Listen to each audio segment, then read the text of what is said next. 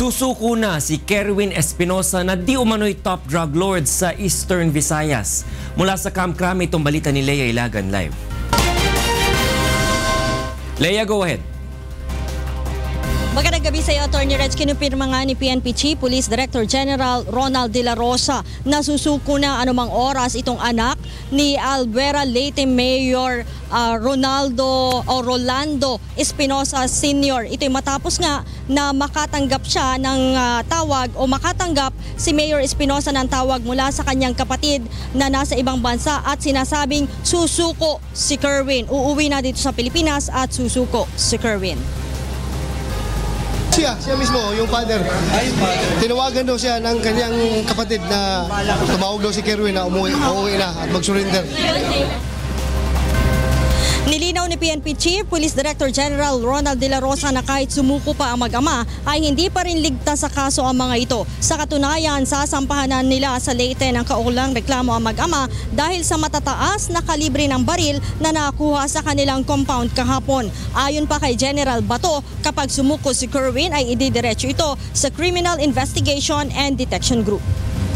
Pero yung pinail natin na kaso sa kanya ng illegal possession of firearms against kay Kerwin at saka kay Mayor, pipile pa yun doon sa Albuera, Leyte.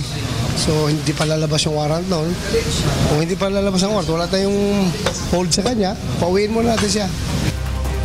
Sinabi pa ni General Bato na sa White House natutulog si Mayor Espinosa habang iniimbestigahan ng CIDG kasama ang asawa nito at ang anak. Aniya, hindi ito special treatment kundi parte ng kanyang estratehiya upang lumutang si Kerwin.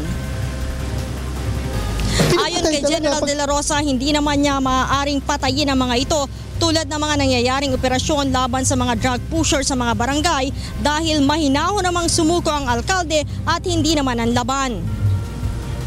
Pinapatay talaga pag lumalaban. Itong pumunta sa akin, hindi man lumaban. Gusto ko talaga patayin eh. O, totoo lang, gusto kong patayin yan eh. Hindi ko pwedeng patayin dahil hindi man lumaban. That's against the law.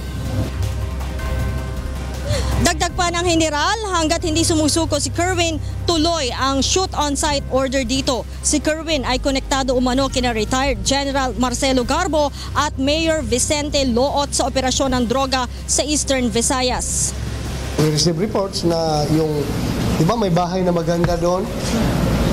Yung mga inauguration ng bahay na yun, nandun pa nakita yung mga general na yun doon na pumunta sa inauguration ng bahay. There were reports na gano'n. Atty. Reg, ngayon ay hinihintay pa nga si Kerwin na sumuko dito sa Camp Crame at hindi malaman kung ito ba ay nandito na sa Metro Manila dahil may sinasabing bahay ito dito sa Metro Manila o ito ay magiging sakay pa ng eroplano mula sa Malaysia mamayang alas 9 ng gabi. Balik sa iyo, Atty. Reg. Maraming salamat, Leia Ilagan, nag-uulat ng live mula sa Camp Crame.